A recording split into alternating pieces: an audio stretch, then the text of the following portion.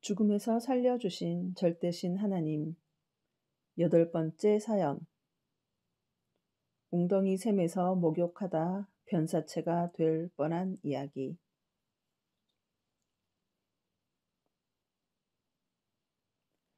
베트남전에 참전해서 전투할 때의 일이다. 어느 날 또 비상이 걸려 중대원 전체가 작전에 출동하게 되었다. 이날 수색작전 장소는 뚜이호아 해변에 자리 잡은 혼바산 사부 능선 지역이었다. 민간인들의 협조에 의해서 첩보를 입수했는데 혼바산 굴속에 적들이 20명 이상 주둔하고 있다고 했다. 이날 중대 작전 병력 중에서 천병은 1소대 소속인 나와 유근태 병장이었다. 천병의 임무는 본대 앞에 50m 먼저 가면서 적으로부터 은폐와 엄폐를 하며 적의 동태를 살펴 적의 상황이나 모든 사건들을 먼저 보고 뒤따라오는 아군들에게 육하 원칙에 따라 보고해 주는 것이다. 고로 천병은 적들에게 제일 먼저 보이고 부딪히기 때문에 적의 표적이 되어 죽는 일이 많다. 또 적으로부터 많은 아군의 생명 손실을 막기 위해 항상 맨 앞에 가는 몸이라 적이 설치한 부비트랩이나 쥐레, 폭발물, 철창을 만나기도 하고 함정에 빠지기도 한다. 나는 1, 2차 파월되어 베트남에서 3년 가까이 전투하면서 거의 70번 이상 천병 임무를 맡았다. 전쟁터에서는 매일매일 죽음의 공포가 없는 날이 없었지만 특히 천병을 설 때는 사선에 올라간 몸이었다. 천병이 아무리 조심해서 간다 해도 적들은 나무에 올라가 숨어서 보고 있으니 적의 눈에 먼저 띄기 일수다. 눈에 안 띄기가 신 앞에서 눈에 안 띄는 것 같이 어렵다. 그러므로 천병들은 거의 목숨을 내놓고 가야 하는 운명이었다. 이날 천병인 유병장과 나는 맨 앞에서 길이 60cm 넘는 벌목 칼로 정글의 가시나무와 잡초를 쳐가며 2시간 반 동안 목표지를 향해 갔다. 온몸에 땀이 비오듯 했다. 유병장과 나는 일단 한 나무 뒤에 은폐를 하고 쪼그리고 앉아 동태를 살펴보았다. 심상치 않다는 예감이 자꾸 스쳐왔다. 우리는 귓속말로 아무래도 어디선가 적들이 우리를 쳐다보거나 아니면 적들이 거쳐가는 지역이 분명하다. 라고 말하며 더 이상 전진하지 말고 관망하자고 했다. 그리고 뒤에 따라오는 소대장에게 주변 환경을 자세히 보고하며 분명 이 지역이 적의 주둔지이니 좀 기다려 보라고 했다. 잠시 후에 다시 무전이 오기를 바로 그곳이 민간인이 신고한 동굴이 있는 지역이라고 했다. 천병은 이제 아래쪽으로 빠지고 쉬면서 경계하라고 했다. 그러면 그렇지. 적이 주둔하고 있는 지역에 왔기 때문에 방금 전 무거운 철모가 들리도록 머리끝이 하늘로 서면서 섬뜩하고 무서운 마음이 들었구나. 적들의 파장을 받았구나 하고 생각했다. 민간인들이 정보를 준 대로 적 주둔지에 도착한 것이다.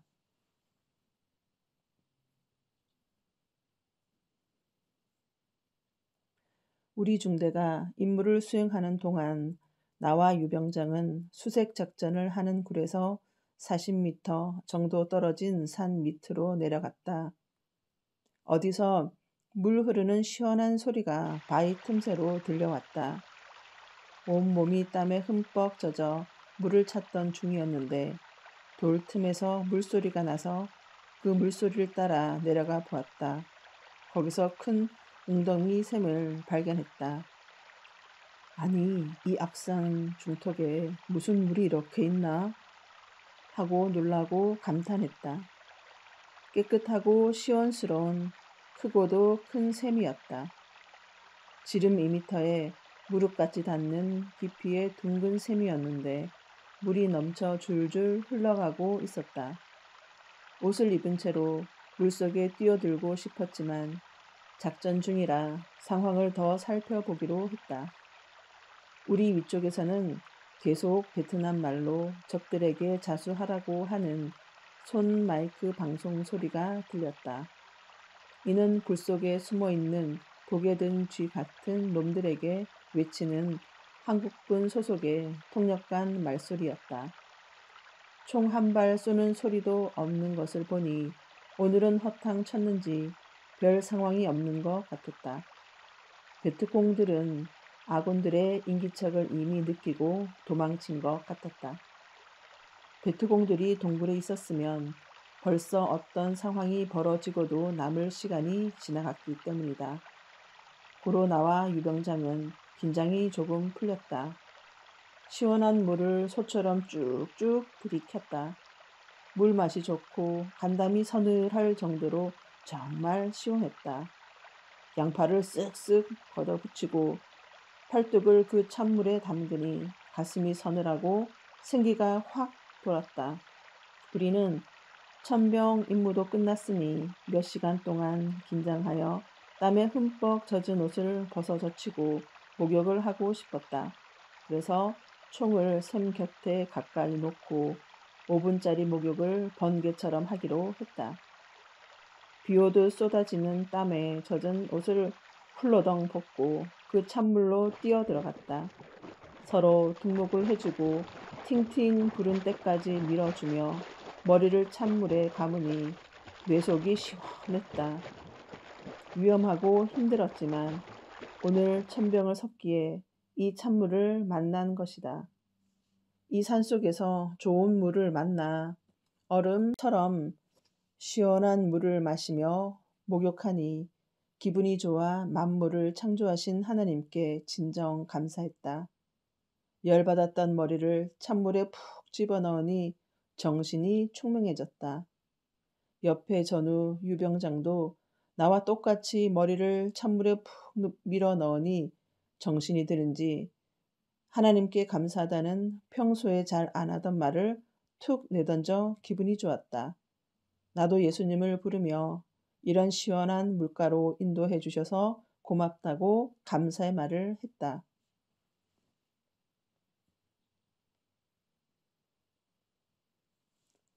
그런데 이 순간 무슨 청천 하늘의 날벼락이랴. 우리가 들어가 있던 웅덩이 샘 주위에 둘러져 있는 큰 바위 사이에서 사람 소리가 들려왔다. 이 무슨 인기척이랴? 하며 깜짝 놀랐다. 우리는 우선 급한 대로 한 가지만 생각하고 미련하게 행한 것이다. 전쟁터인데 이 순간 적들을 잊어버리고 행하여 여기서 죽음이 찾아오게 된 것이다. 우리는 서로 가만히 얼굴을 맞대고 초긴장하여 소리를 듣고 있었다. 설령 우리 중대 전우들이 온 것이라 해도 우리가 목욕을 하고 있었기에 놀랄 일이었다. 과연 누구일까?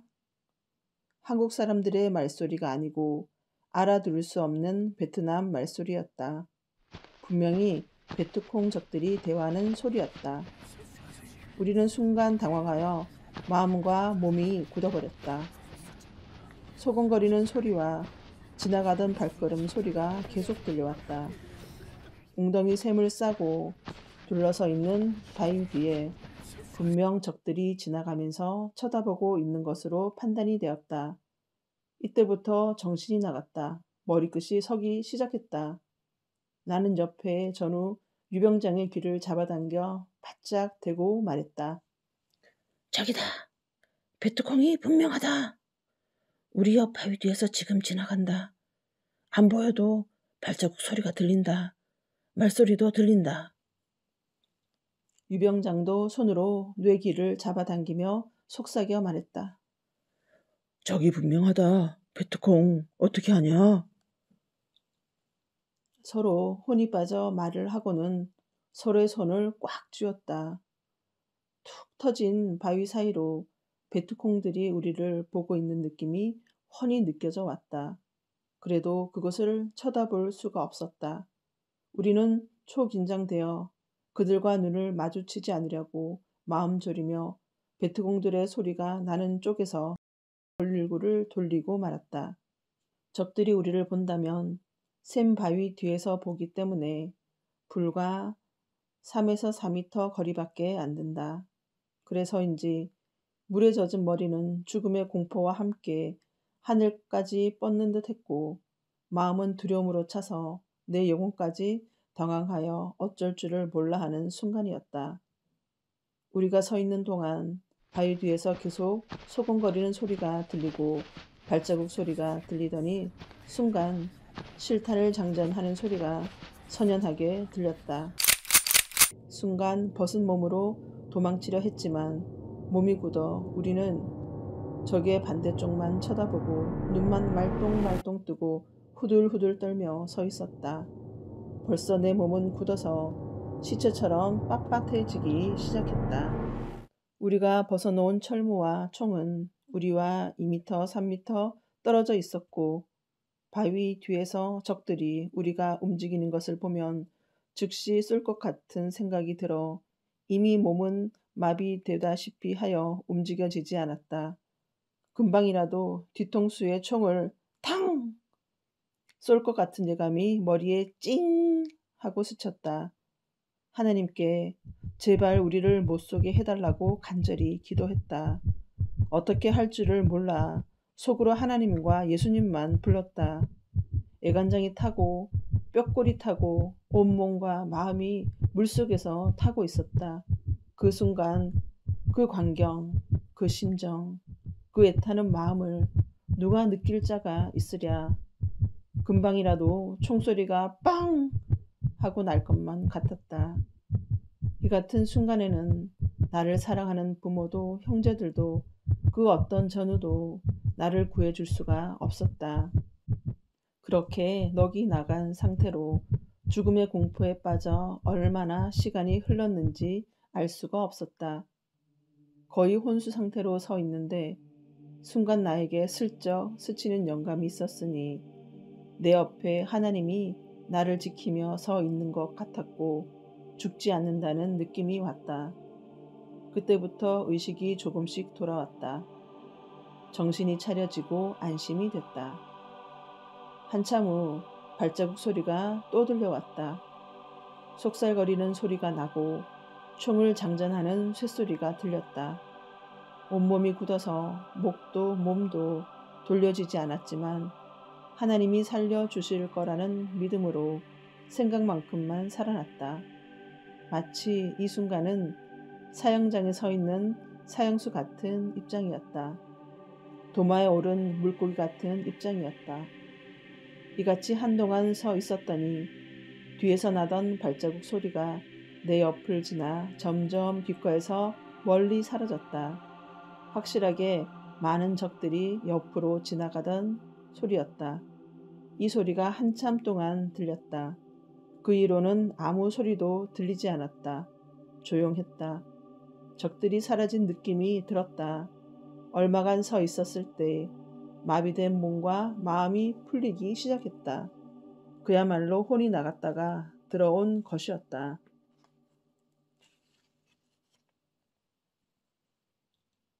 유병장과 나는 서로를 붙잡고 하나님이 살려주셔서 우린 살았다 하며 감격해했다. 목욕할 때는 적의 총에 맞아 죽는 순간이었는데 전지전능하신 하나님이 절대적으로 지켜주셔서 산 것이다.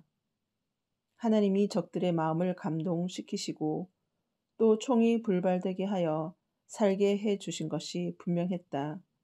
이에 우리는 눈물을 줄줄 흘리며 하나님 감사합니다. 하나님 살려주셔서 살았습니다. 하며 기뻐했다. 이제 베트콩 적들이 완전히 간 것 같았다. 허둥지둥 옷을 입고 그제야 총 자물쇠를 풀고 총을 겨누며 적들이 지나간 쪽으로 가서 확인해 보았다. 바위가 서로 얹혀 있는 사이로 큰 구멍이 보였다. 그 틈은 사람이 기어 들어갈 정도로 크게 나 있었다. 분명 조금 전에 이 바위 틈으로 적들이 우리를 본 것이 확실했다. 그 구멍에 총구를 대고 방아쇠를 당기려고 했다는 생각을 하니 소름이 끼치고 머리가 띵 하며 핑 돌았다. 아무리 이리저리 쳐다보아도 인기척은 없었다. 적 백두홍들은 아까 발자국 소리와 함께 사라진 것이 분명했다. 그제야 총구를 내리며 한숨을 푹 내쉬었다. 얼마나 심정 태우며 정신적으로 몸부림을 쳤는지 힘이 빠지고 맥이 풀리고 온몸이 쑤시고 다리가 후들거렸다. 이 순간 기웃거리며 살펴보는데 샘 뒤쪽 바위 뒤에 동굴이 보였다. 가까이 가보니 바위가 이리저리 뒤섞여 있는 곳에 자연 동굴이 있고 동굴로 연결된 길도 나 있었다. 사람이 많이 다닌 흔적이 보였다. 적들은 이 동굴 속에 계속 머물러 있다가 한국군이 동굴로 깊이 수색하러 들어올 것 같으니 상황을 판단하고 샘이 있는 동굴 후문을 이용해 도주한 것이었다. 우리 둘이 더워서 목욕한 웅덩이 샘은 적들이 만들어서 사용하던 샘임을 그제야 깨달았다. 그런데 적들은 도주할 때 왜 무방비 상태의 우리를 보고도 그냥 지나갔을까? 라는 의문이 들었다.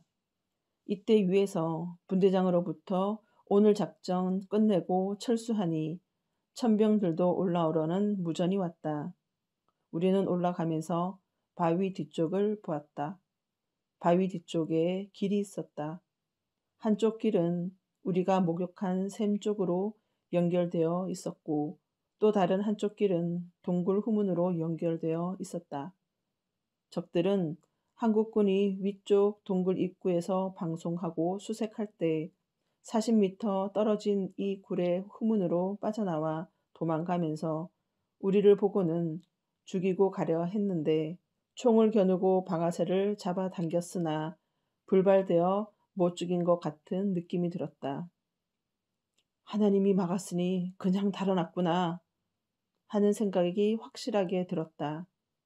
총장전 소리가 3, 4미터 떨어진 거리에서 확실히 들렸고 그들의 대화 소리와 발자국 소리도 들렸기 때문이다.